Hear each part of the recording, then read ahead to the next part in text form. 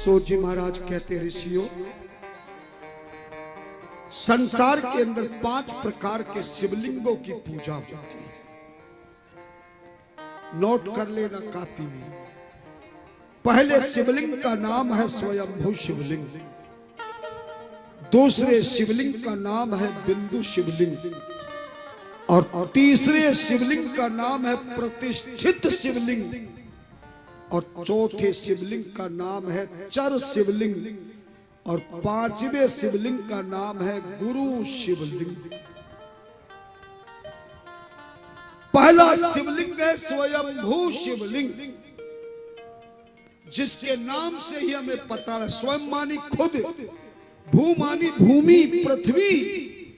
जो जमीन की खुदाई करते समय अचानक कोई शिवलिंग हमें प्राप्त हो जाए, जमीन से निकले हुए शिवलिंग को स्वयंभू शिवलिंग कहते हैं। कई बार आप यात्रा करने जाओगे, धर्म यात्रा, तो कई मंदिरों में लिखा होगा स्वयंभू शिवलिंग। तो समझ लेना कि ये शिवलिंग किसी कारीगर ने नहीं बनाया, ये किसी के द्वारा जमीन खोदते समय अचानक शिवलिंग मिल गया है, जिसको मंदिर में प्राण प्रतिष्ठित कर दिया। दूसरा शिवलिंग है बिंदु शिवलिंग। आप अपने मोबाइल से किसी शिवलिंग की फोटो खींचकर,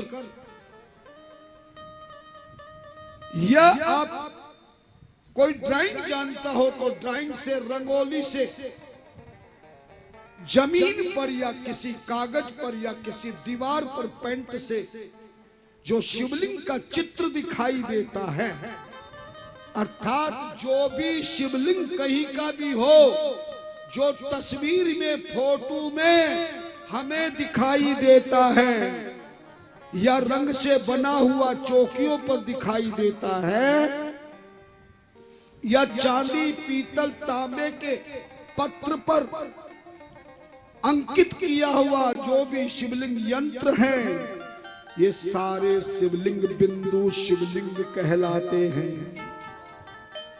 बिंदु मानी चिन्ह, एक आकार जैसा दिखाई दे, वो शिवलिंग बिंदु कहलाते हैं।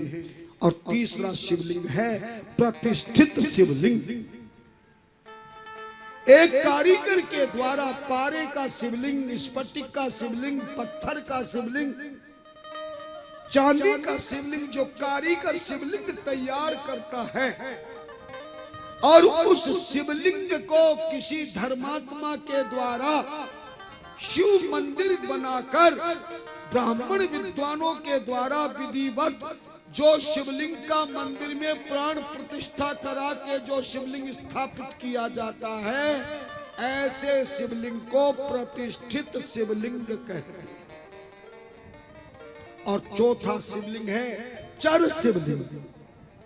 ऐसा शिवलिंग जिसको हम कहीं भी उठा कर ले जाए, किसी भी स्थान पर रखकर जिस शिवलिंग की हम पूजा कर सके, घर के मंदिर में करें, घर के आंगन में बैठ करके करें, या कहीं और जगह ले जाएं, जो शिवलिंग एक जगह से दूसरी जगह उठा करके स्थापित करके जिस शिवलिंग की पूजा की जा सकती है, ऐसे शिवलिंग को चर शिवलिंग कहते हैं।